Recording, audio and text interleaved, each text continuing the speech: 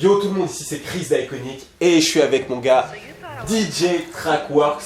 Alors, pour ceux qui me suivent vraiment, normalement vous savez qui est DJ Trackworks, c'est le gars qui fait des instrus sur toutes les vidéos que vous voyez sur la chaîne. Donc tous les LSD, tous les Iconic, tout, c'est lui qui les fait depuis la 3e vidéo je crois. La 3e ou la 4e vidéo. Ouais, on n'est pas loin mon gars. Donc ça fait longtemps, le gars il m'a trouvé sur internet un petit peu par hasard, il avait envie de travailler sur d'autres projets, il va expliquer un petit peu ce qu'il fait. Et du coup, il m'a contacté comme ça, à ce moment-là, personne ne m'avait encore contacté pour faire des instrus ou quoi, donc il est arrivé au bon moment. Il m'a proposé ses services, il m'a envoyé ses instrus, et il se trouve qu'il fait du très très lourd. Donc Trackworks, ça dit quoi? Merci mon gars. Eh, ça va super. Ouais. Alors déjà, je tiens à dire, l'Iconic Mafia, vous êtes chaud. Vous êtes chaud de ouf.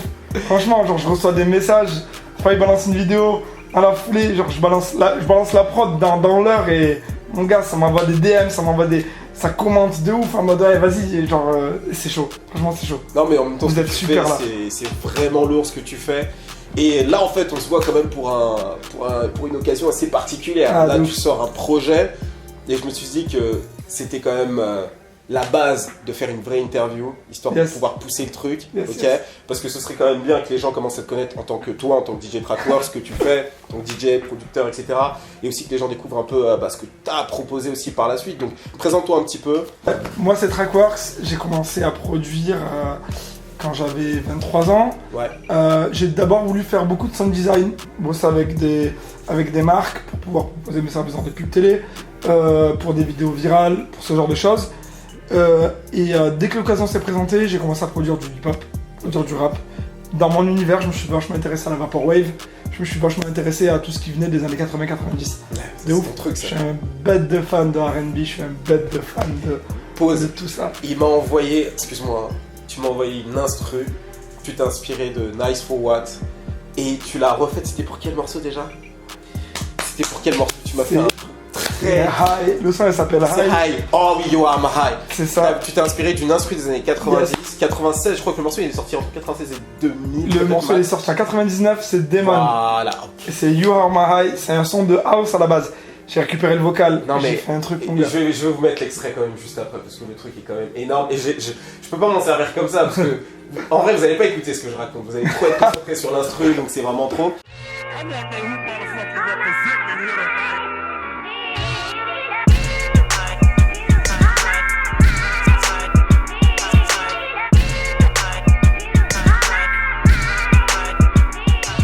Donc voilà, non, je tenais juste à le dire. Et en fait, je sentais qu'il y avait une niche avec YouTube, qu'il y avait moins de bosser avec des youtubeurs et que c'était un chemin, c'était un autre chemin. Il y avait une autoroute et il y avait un petit chemin qui était un peu cool à prendre, où j'allais rencontrer plein de gens et tout, c'était charmé. Et j'ai préféré prendre ce petit chemin et contacter plein de youtubeurs dans la foulée.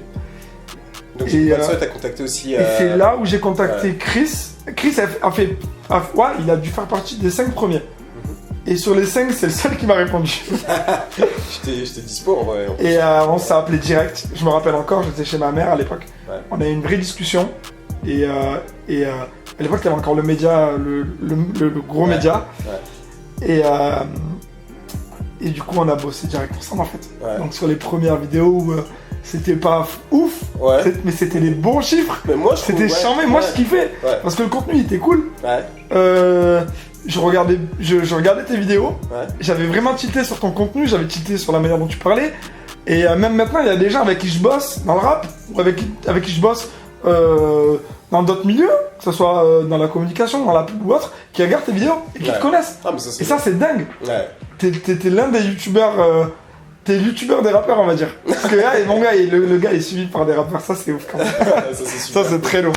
Non mais c'est vrai que c'est cool. Et du coup, il y a pas mal d'instrus que tu as envoyés dans le LSD, je pense que tu peux pas t'en souvenir parce que tu m'envoies des packs avec 30 sons. Ça faut le savoir. Ça c'est pour les gars qui viennent me voir sur YouTube et qui me disent ouais, tu peux balancer le track du LSD 12.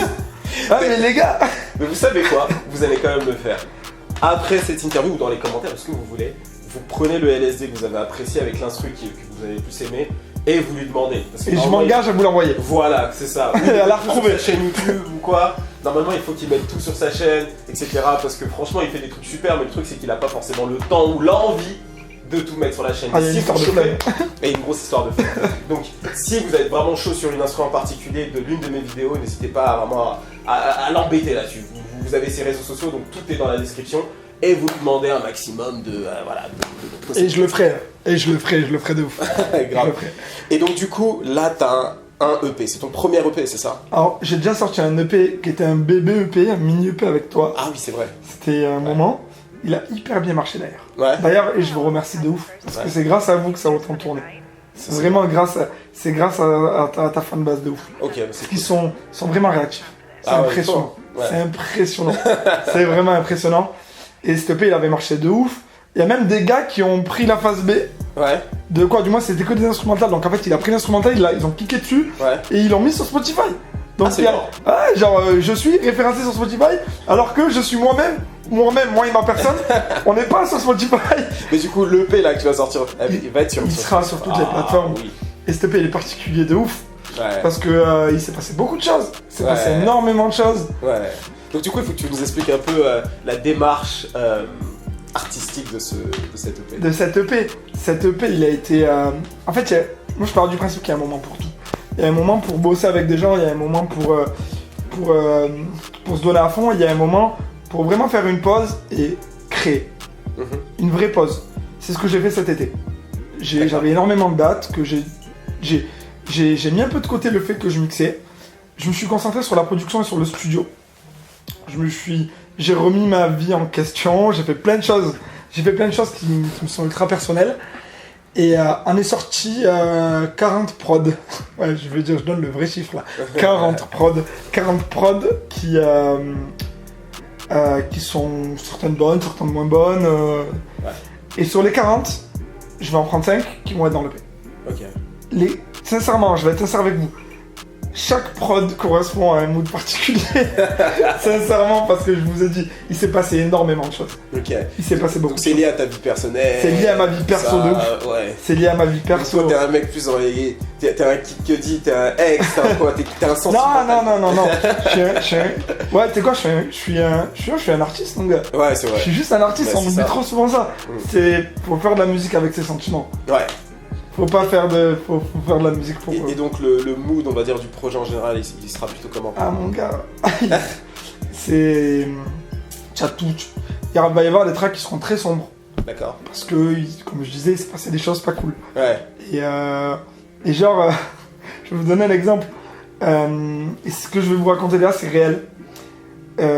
J'avais une date à Monaco, que j'ai faite d'ailleurs, et quelques semaines avant, il s'est passé un truc vraiment pas cool dans ma vie. Et je ne suis pas sorti de ma chambre d'hôtel. J'ai fait une Drake. J'ai fait une Marvin Room. D'accord. Je suis pas sorti de ma chambre d'hôtel. Et j'ai réfléchi, j'ai produit. D'accord. J'ai produit un track qui sera dans l'EP. Et qui sonne... qui est très bresson. Il s'appelle comment le EP? Girl Love 93. Ok. Voilà. C'est une fille M...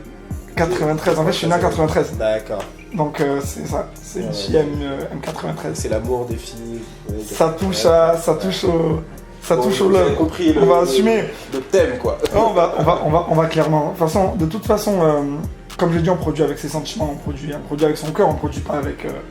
en se disant je vais faire un banger, faut que je le place, faut que si... Non mon gars, à un moment ça c'est ce que tu fais quand tu veux tout défoncer. Là c'était une période où il fallait sortir tout ce qu'il y avait à sortir et passer à autre chose, tu vois. D'accord. Du coup, là, je suis sorti de cette chambre d'hôtel avec un track fini qui sera dans l'EP. Mais je vous laisserai découvrir le track en question qui sera dans l'EP. Et de toute façon, le nom de l'EP, ça sera le nom de la chambre d'hôtel. Donc ça va être vite réglé. Ça sera le chiffre, quoi.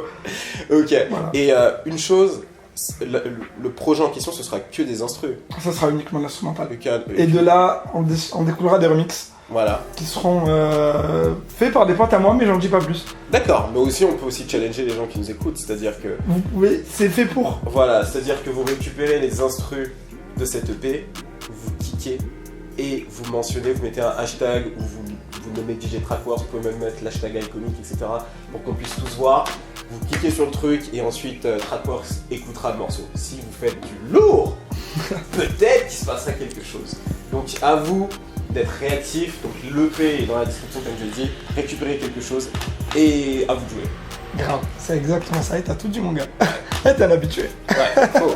T'es un habitué de ouf. Donc là on a le mood de l'EP, c'est un projet qui est donc très personnel et qu'il n'y a pas de rappeurs qui vont poser dessus.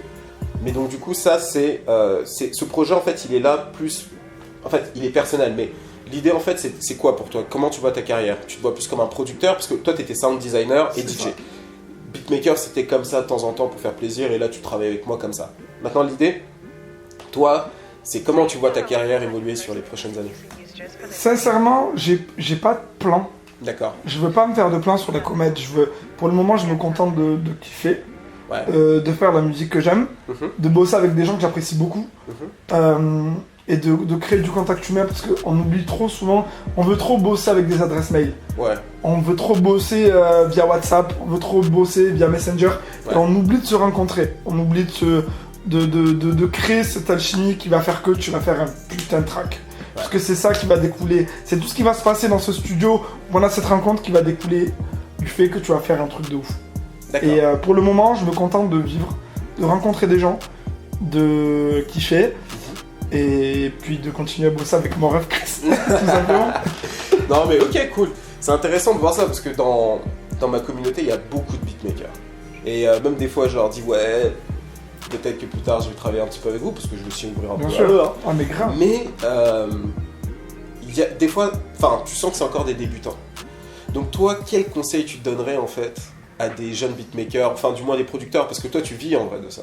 T'es DJ, je vis de la musique. Tu vis clairement de la musique. Je vis de la musique. Donc toi, quel conseil tu donnerais à des jeunes qui aimeraient vivre de la musique, qui aimeraient vivre de leur activité de beatmaker, etc. Moi, je l'ai pas décidé. D'accord. J'ai juste... le meilleur conseil que je puisse vous donner, c'est aller parler aux gens.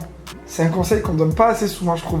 On veut trop faire... tous les gars que je rencontre qui veulent donner des conseils, vont souvent donner des conseils autour de la musique, travail, soit assidu.